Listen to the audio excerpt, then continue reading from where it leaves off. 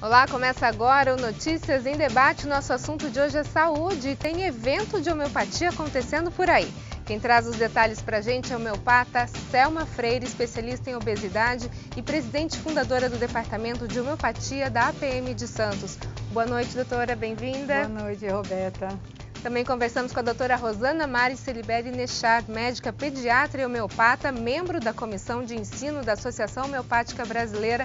Boa noite, doutora Rosana, bem-vinda. Boa noite, obrigada. Prazer estar aqui. Tem um evento agora acontecendo por aqui nesses próximos dias, é isso? Então, é um evento. Depois de um tempo, nós resolvemos juntar novamente os homeopatas, né, por necessidade, porque os homeopatas vão envelhecendo e a Santos foi pioneira aqui na implantação da homeopatia na rede pública. Chegamos a ter quase 11 pediatras que se especializaram em homeopatia, trabalhavam na atenção básica.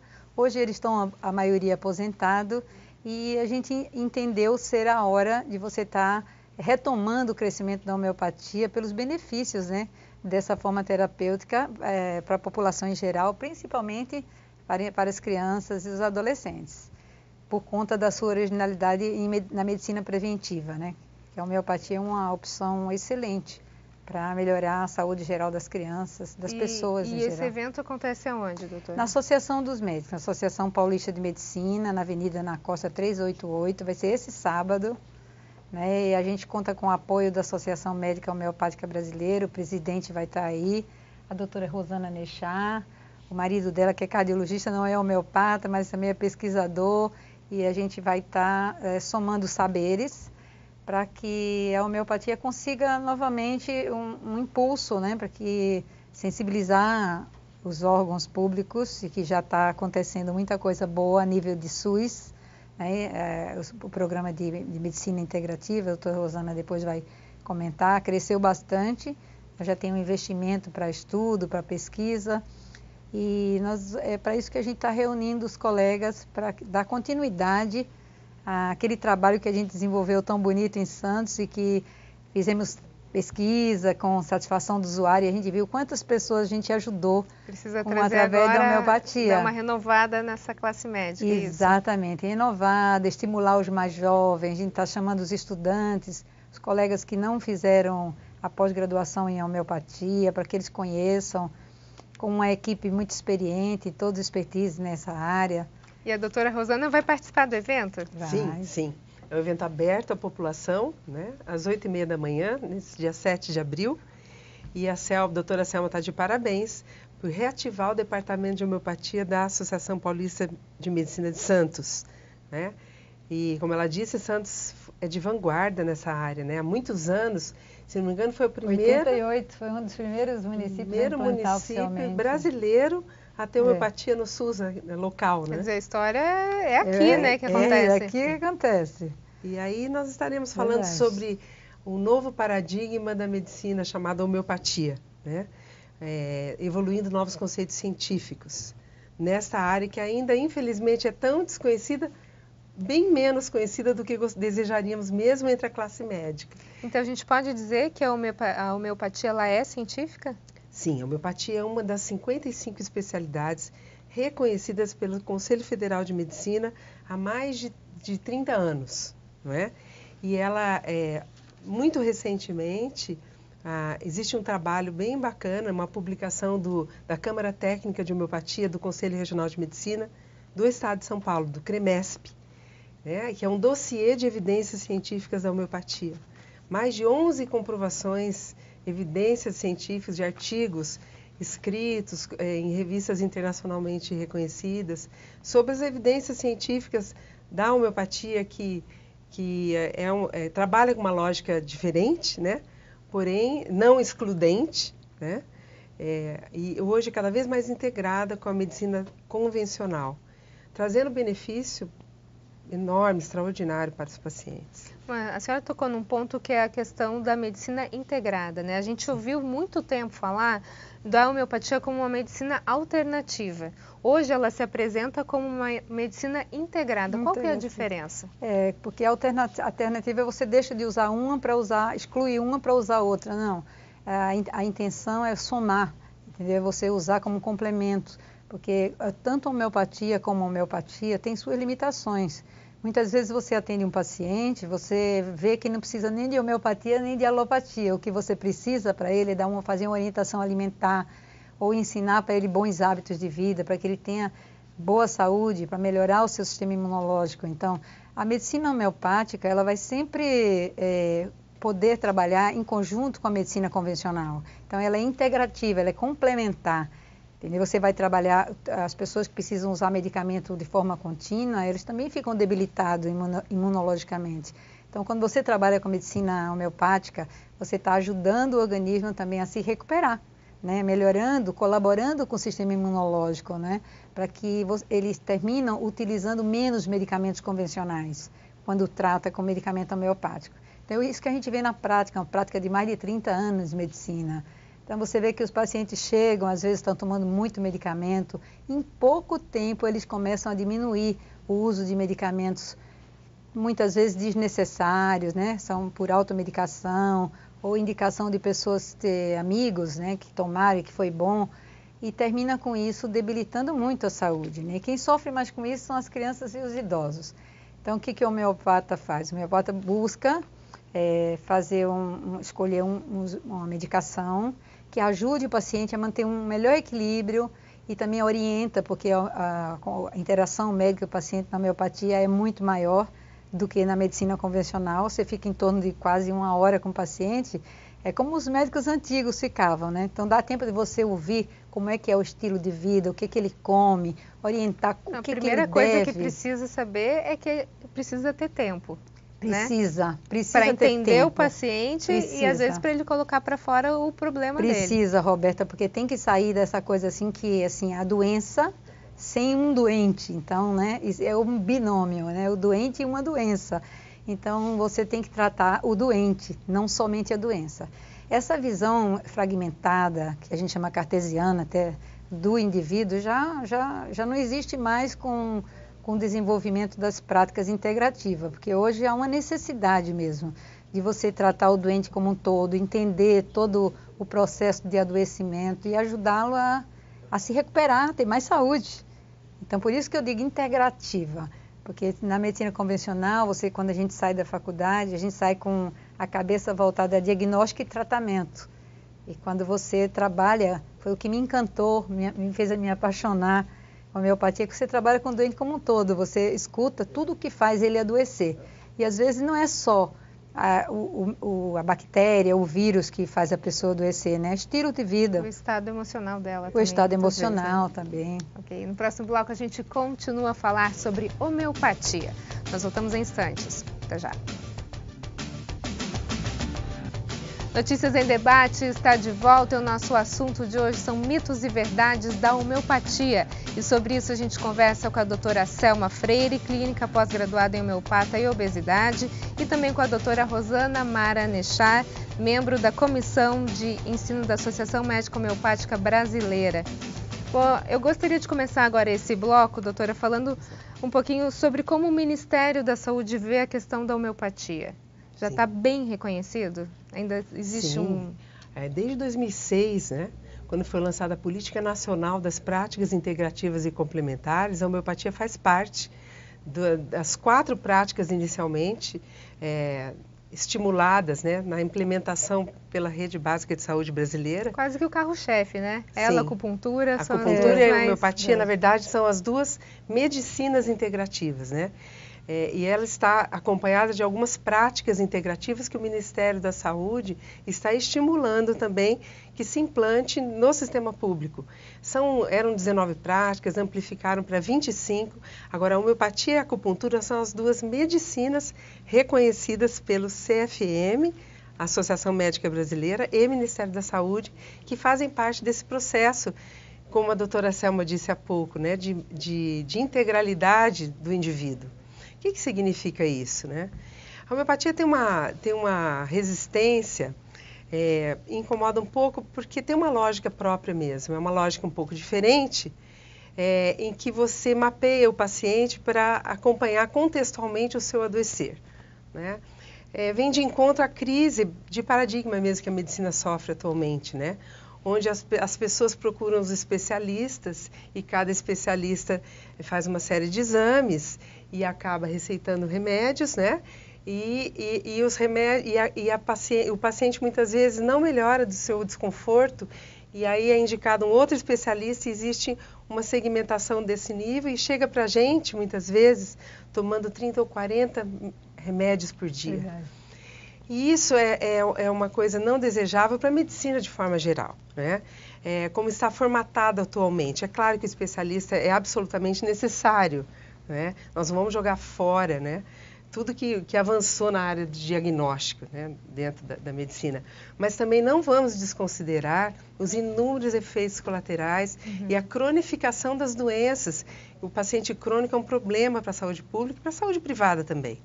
Então, trata-se de uma medicina cara, né, onde eu digo assim, sempre que há um triângulo não feliz, né? Amoroso não feliz, onde de um lado está o paciente sendo visto em suas partes, né, de um especialista para o outro, e muitas vezes continuando com a sua queixa, que está a nível de sensação. E na outra ponta está o médico, que também muitas vezes tem que atender nesse ritmo maluco, né? Frenético. Né? Rápido, senta seu problema, está aqui a receita. Exatamente, e o próximo. Porque também lhe é imposto esse ritmo, né? Ele é obrigado, no sistema público, a atender justamente pelo paciente crônico que busca muitas vezes essa área, né, que não tem resolutividade nos seus problemas. E na outra ponta, o sistema mesmo privado ou público também não está feliz, porque é uma medicina cara. Cara e não resolutiva. Então, acaba nessa crise de paradigma que a gente vive hoje em dia. E assim, a homeopatia realmente vem de encontro à integralidade pregada pelo próprio Sistema Único de Saúde, né? Agora, só voltando um pouquinho nessa questão que a senhora tocou, que é essa questão da crise na medicina, sim, né? A gente está falando de exames muito caros, de médicos que analisam pontualmente o problema e não da forma do todo, não se consegue perceber o que originou aquilo, qual é a causa real, né? Se trata a dor, mas não se trata às vezes a doença. Como é que a senhora vê essa questão da homeopatia hoje nas escolas?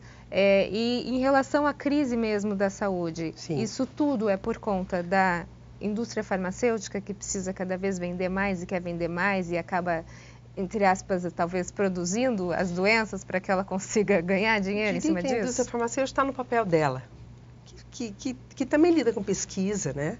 Sim. E com milhões de investimentos e também lida com pesquisa e, claro, né, a gente tem tudo que é sério e tudo que não é tão sério assim, né? Não é o que vem, eu acho que o que a gente tem que, o medicamento homeopático também trabalha numa nova lógica. O remédio homeopático, o tratamento homeopático também usa medicamentos, que no Brasil, atualmente, é feito mais de forma artesanal, mas na Europa, por exemplo, já existem laboratórios. Agora, o grande eureka, né, a grande vantagem, eu acho, disso tudo, é que a homeopatia estimula dentro do nosso organismo a auto-organização, o que a gente chama assim de autocura. Nós temos dentro do nosso sistema, nós somos um sistema dinâmico em funcionamento, bastante complexo. E a gente se auto-organiza o tempo todo. Nós literalmente morremos a cada dia e nascemos. Não tem uma célula da tua pele igual a 30 dias atrás. Tamanho o metabolismo, que assim, nasce e morre células o tempo todo, mas isso é coordenado, vamos dizer assim, por uma informação interna, que a gente chama em medicina de homeostasia, né? Existe um metabolismo, catabolismo, uma verdadeira usina dentro do nosso sistema, trabalhando a favor de nossa vida, né? E a homeopatia, justamente, o medicamento homeopático vem organizar o que está em desarmonia ou desorganizado nesses sistemas. Então tem um alcance, você falou, a consulta homeopática é lenta porque a gente tem que ouvir o paciente. Mas a gente já trabalhou, por exemplo, em unidade de terapia intensiva, onde o paciente nem fala. E a gente não precisa ouvir o paciente, a gente tem algumas observações e técnicas. Analisa o paciente. Analisa de uma outra forma, de acordo com aquele momento, com a vitalidade do paciente. Se é um momento agudo, por exemplo, nós fizemos um trabalho muito, muito bom ano passado, em pronto atendimento infantil com tratamento homeopático. Na cidade de Londrina, cidade de Ribeirão Preto, estado de São Paulo, e alguns outros locais. É um trabalho muito interessante que foi apresentado no Congresso Brasileiro de Medicina de Família e Comunidade. Tratamento homeopático, né? No pronto atendimento da rede básica de saúde. Quer dizer, porque antes se falava muito em homeopatia na questão da prevenção. Agora, se você está falando na questão de pronto atendimento, já está se falando na questão da ação imediata. Ação imediata, ação crônica, prevenção. Você consegue atuar homeopaticamente em várias frentes. Níveis. É um universo que, assim, é extraordinário na medida em que estimula, é claro, dentro das possibilidades do teu organismo, da tua vitalidade, da idade do paciente, de suas doenças que o acompanham, né? Por isso que é extremamente importante, isso tem que ser dito e inúmeras vezes, que a homeopatia seja praticada por profissionais da área da saúde, por médicos, né? E existe também na especialidade da medicina veterinária. A homeopatia não pode ser praticada por leigos, porque você precisa ter o diagnóstico clínico do paciente. Porque senão você incorre num risco de prejudicar o paciente, ao invés de ajudá-lo. A homeopatia não tem efeitos colaterais, se não fizer bem ou mal não faz, isso não é verdadeiro. Isso é muito importante que a doutora Rosana falou, né? Porque o diagnóstico clínico, ele é fundamental. Por isso que a gente hoje vê um crescimento muito grande de terapeutas homeopatas, né? Infelizmente, pelo desconhecimento mesmo. E a gente fica preocupada, eu me preocupo com isso, porque a gente como médico, a gente entende de que eu preciso fazer um diagnóstico no paciente, precisa fazer exame, saber o que ele tem para adaptar a alimentação, o medicamento e conhecer também um pouco de interação entre um nutriente ou outro, um medicamento ou outro, onde o paciente foi, que médicos ele consultou, quais são os medicamentos que ele está tomando. Essa visão integral era feita antigamente pelo médico da família, o clínico geral. Né? Que muita gente, o clínico sabia tudo o que acontecia com aquela família e agora não, com a evolução necessária da ciência, do avanço da tecnologia, hoje a gente precisa como clínico do aporte do especialista. Então mais as pessoas precisam ir evoluindo na compreensão, né? De que é preciso ter aquele médico acompanhante, veja o que está acontecendo com ela, e tenha mais escuta no que se passa com a saúde dela, para que oriente ela a fazer o melhor, para que ela tenha melhor saúde também, né? Tá, ok. Então, no próximo bloco a gente vai falar sobre a fiscalização dos medicamentos homeopáticos. Nós voltamos em instantes. Até já. Notícias em Debate está de volta e o nosso assunto de hoje é homeopatia e a gente conversa com a doutora Selma Freire, que é homeopata, e também com a doutora Rosana Mara Nechar, homeopata. Gostaria agora da gente abrir esse bloco falando sobre a questão da fiscalização. A gente sabe que os medicamentos, eles têm uma fiscalização da Anvisa, e como é que é feito esse tipo de fiscalização nos medicamentos homeopáticos? É da mesma forma, né? A Anvisa fiscaliza as farmácias homeopáticas, as farmácias de manipulação magistral, da mesma forma que fiscaliza as outras farmácias, né? Agora, o medicamento homeopático, quem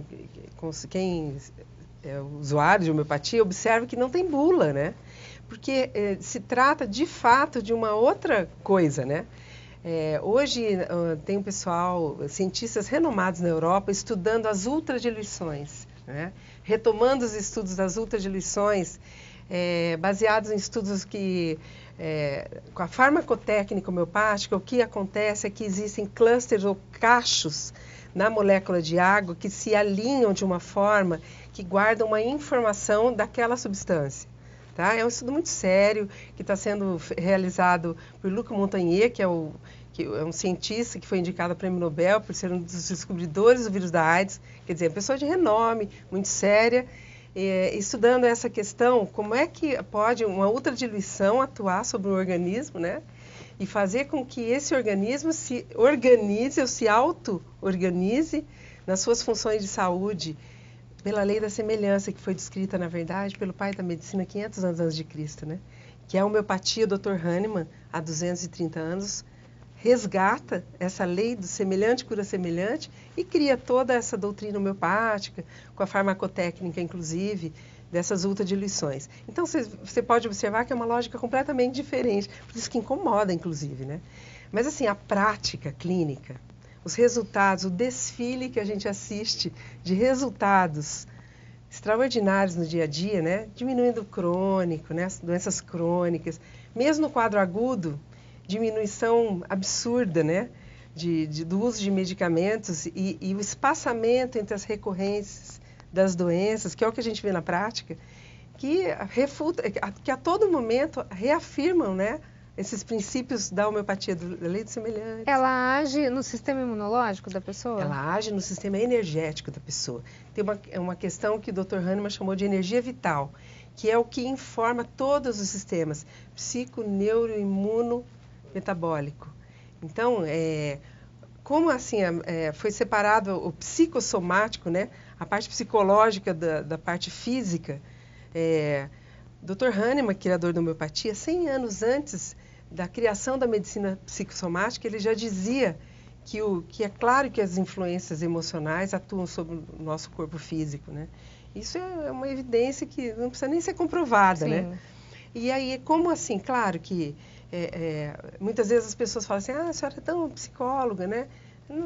A gente não é psicólogo, né? Porque a questão emocional brota durante a consulta, né? E a gente vai mapeando o adoecer para a gente escolher justamente o elemento mais semelhante que está na natureza, que pode ser de origem mineral, vegetal ou até produtos animais, que submetidos a uma ultradiluição, ao entrar em contato com o sistema da pessoa, promove uma auto-organização que, assim, surpreendentemente, é muito mais rápido do que a gente possa imaginar em alguns casos, né? Agora, é feita uma espécie de, não sei se a gente pode chamar assim, de alquimia, quando se prepara esse medicamento homeopático? Não. Eu não diria alquimia, não. Existe um processo Técnicas. específico, né, de diluição, de agitação, para exacerbar o poder, dinamizar o poder curativo de cada substância que foi anteriormente estudada, experimentada em pessoas saudáveis, né? Porque o processo da homeopatia, dos livros homeopáticos, matérias médicas, tem vários medicamentos de vários reinos, como a doutora Rosana falou, animal, vegetal, mineral, produtos de secreção de órgão ou o próprio órgão, né? No caso da abelha, o apis mellifera é um medicamento homeopático feito da abelha triturada. Então, é um excelente medicamento para alergia, né? Para o paciente quando tem urticária, quando tem um processo alérgico, toma o apis mellifera. Então, por quê? Porque ele tem a propriedade de produzir sintomas semelhantes ao que você está observando no paciente. Então, a homeopatia só cura o que ela é capaz de produzir. Só que ela cura em doses pequenas, em pequenas doses, né? Em doses diluídas, em ultradiluição, como a doutora Rosana falou. E mesmo assim, ela produz uma reação no organismo. Essas pequenas doses, também os hormônios funcionam no nosso corpo em doses pequeníssimas, né? E hoje a gente está vendo também na medicina comum que várias substâncias que a gente consome através da água e do alimento, são chamados desreguladores endócrinos, são em doses até aceita pela Anvisa, mas essas pequenas doses, já tem muitos estudos mostrando que elas, aos poucos, vai danificando o sistema imunológico, essa homeostasia, que a gente chama a energia vital, em outras palavras, que Hahnemann usava como energia vital, na medicina convencional, é o equilíbrio do meio interno, é o que faz o organismo atuar normalmente, agir, né? Dá para curar qualquer doença? Essa é uma boa pergunta. Depende da vitalidade do paciente, depende da doença, depende do diagnóstico que é feito. O que a gente observa, assim, a cura mesmo para doenças crônicas que são de difícil cura pela medicina convencional, as enxaquecas, né? As alergias de qualquer ordem, né? Aliás, as alergias à asma, rinite, ou eczema de peles, são a mesma doença, são uma hiperreatividade manifestas ou mais profundamente em bronco, na mucosa de bronco, ou intermediário na mucosa do rínos ou na pele. Então, assim, a gente nunca separa, né, os órgãos, mas a homeopatia estimula o organismo para ele se auto-organizar na sua reatividade exagerada. Do mesmo jeito que a medicina convencional tem limitações, a homeopatia também tem limitação. Então, tem momento que a cirurgia, a melhor melhor indicação para o paciente. Por isso a gente fala de integração, Por isso que a gente fala de integração, exatamente. Okay. Então, há momento para a medicina convencional, há momento para a homeopatia, há momento para a cirurgia. Então, tudo é uma soma de estratégias que vão colaborar na melhoria e benefícios para a saúde das pessoas. Por isso, um evento super importante. É muito importante. Okay, então, queremos convidar todo mundo. Podemos? Pode aproveitar em segundos, rapidinho que a gente está Então, dia 7 de abril, na Associação Paulista de Medicina de Santos, aberto ao público, tá? Esse sábado agora. Sim. Às 8 horas estão todos convidados, 8h30 da manhã. Ok, muito obrigada. Obrigada, pela participação. Obrigada, Roberta. Obrigada. Notícias em Debate fica por aqui. Uma ótima noite para você. Até mais.